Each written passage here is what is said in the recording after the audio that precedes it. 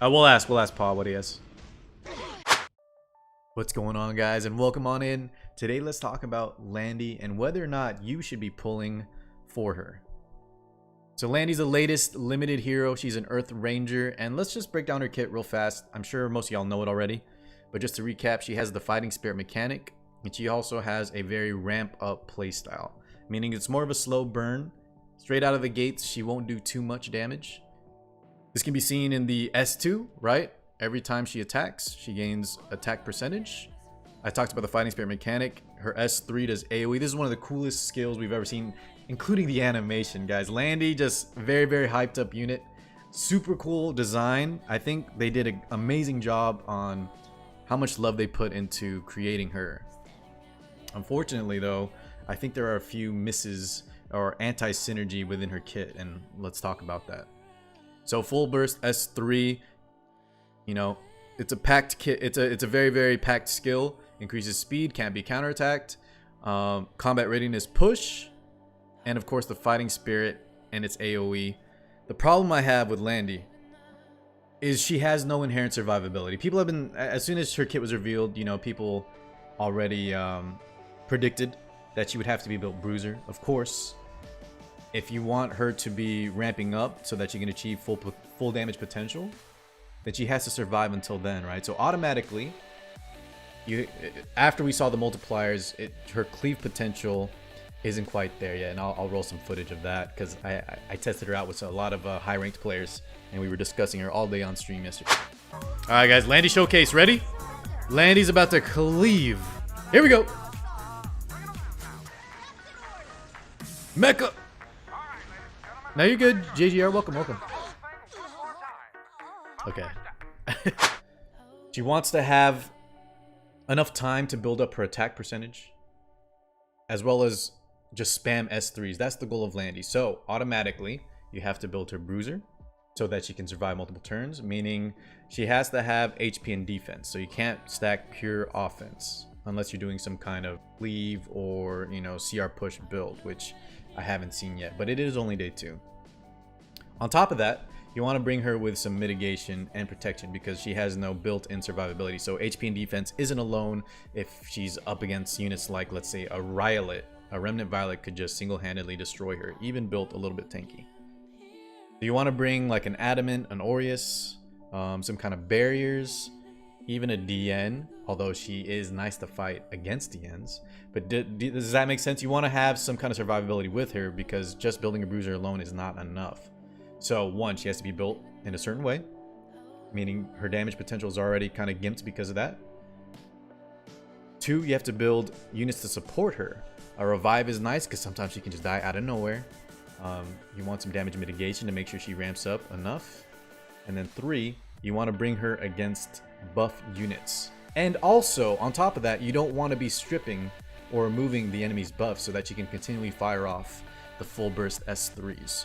So automatically, Landy, in the way that it feels like Smilegate designed her, it's already very, very focused. You have to build around her. You have to build her in a specific way, and you have to bring her against specific units. So automatically, she's not a plug-and-play unit, which is fine. I really like her kit. I think they did a lot with it. They put in a lot of love and effort in all the animations and even just the skill designs, how they interact with each other. But it's so difficult to make it all align. And once you even do make all the stars align, it still feels like her damage is just okay. What I mean by that is, even when you have her built appropriately so that she's ramping up, she's surviving, even let's say you're getting to the later frenzy stages, because that's kind of, I feel like, her goal in RTA is to make her survive, and once frenzy starts kicking in, you know, her S3s just take over and the opponent can't keep up. Problem is, I mentioned with the buffs and the fact that you don't want to strip buffs, when Landy's facing down a bunch of defense up, anti-crit, whatever have you, it's really tough for the damage to make a difference until, let's say, Frenzy 9. And I feel like that's a very, very detrimental thing to her overall design. She requires so much to be built around her and to also be a counter-style unit to bring against only specific playstyles.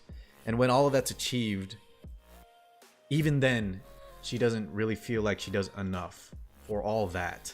I feel like if you go through all the hoops of building her correctly, of bringing support units, and bringing her into comps that she's good against, she should steamroll, because that's, you know, you're literally making all the stars align for her to shine. But unfortunately, it doesn't feel that way, as I've seen in tests. So that's where we're at with Landy. Remember, guys, it's only day 2, so you never know what could happen in the future. And let's talk about the good things about Landy.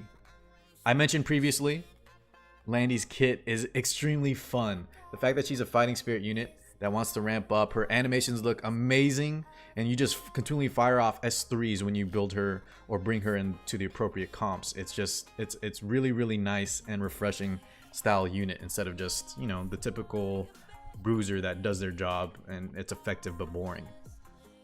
So Landy already has a fun kit, very good design, and I think if you really like her, go ahead and pull for her, because she is limited. She is waifu for some of y'all, and I think she's just super cool. Now, that being said, the fact that she is a limited unit kind of makes any recommendations on how strong she is, if you should pull for her or not, a little bit tricky. Because you never know, right? It's day 2. You never know in a week, 2 weeks, if new units come out that she's great against, if she becomes a counter unit for one of those new oppressive units that come out, or if Smilegate decides to, you know, maybe fine-tune her a little bit. We've never seen SG buff or nerf a limited, besides, you know, some misadvertised bug fixes like Alencia, although she wasn't limited. Scratch that. We haven't seen Smilegate buff a limited ever, but this could be the first time. Her and her artifact, the limited feature means, to be on the safe end, you probably want to grab one of each, even if, you know, she doesn't fit your playstyle or he seems underwhelming to you at the moment. In regards to her artifact, I think if you do plan to build Landy, you want this artifact for sure. There are some builds like Drink, Rengar's Drink. I've seen people try otherworldly machinery. I've seen counter builds with like Rosa Hargana. So there are different choices with artifacts, but the most typical build, the Bruiser build, does want this for damage. I mentioned before, when built Bruiser, it's hard for her to break through a lot of buffs, and the greater attack up is almost a necessity in my opinion, and it just meshes overall with the design that Smilegate sort of created, right? You bring her against buffs, and she has a greater attack up Alexa's basket when you're bringing her against buffs. So it kind of meshes together well with her kit and for that playstyle. Now, if you try to build her differently, there's other artifacts. I would recommend, though, if you don't really plan to build Landy, the artifact maybe you can skip out on, but of course the limited aspect means, to be safe, guys, unfortunately, try to get one of each. So in closing thoughts, the pros for Landy, very, very, very fun kit. I love her design, the animations. When you build her properly and bring her in a comp that works and support her, she just seems insanely fun, because you fire off full bursts over and over, and even her S1, the visceral sounding animations of the gun, a Gundam blasting your opponents into smithereens is just really, really cool. We haven't seen a unit just quite like this. And of course, I think a lot of people just like her design. So that being said, if all that is your cup of tea, please pull for her. I think you'll get a lot of value in this fun style unit. For her cons, let's talk about a few things here. Some things that I missed. I don't think she's very good in PvE. You can use her there, but there's just way better options, especially for AoE.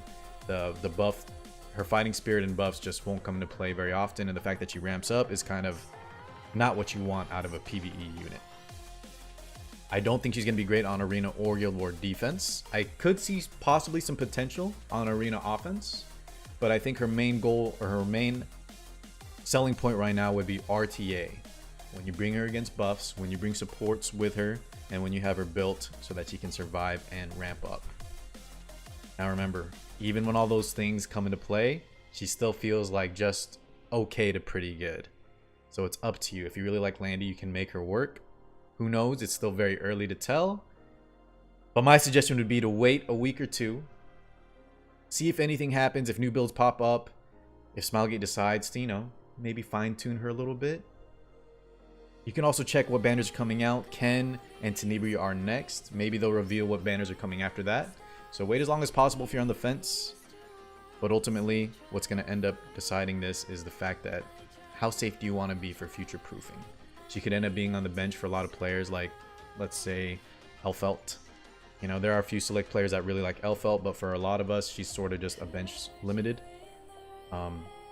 If they end up never changing her, you could be wasting a lot of your hard-earned bookmarks on a unit that you just don't use. And I think for new to mid-game players, Landy provides almost no value for your account. That's about it, guys. Ultimately, it's going to be up to you. Hopefully, this helped you decide a little bit. Please let me know in the comments below if you have any additional thoughts, if you have any ideas on what could maybe make Landy a little bit better. If you think Landy's fine as is, please also let me know that. And if you decide to be pulling for her or if you're going to be waiting, I'd love to hear from y'all. All right? As always, guys, thank you so much for watching, and I'll catch you in the next video. Peace out, everybody.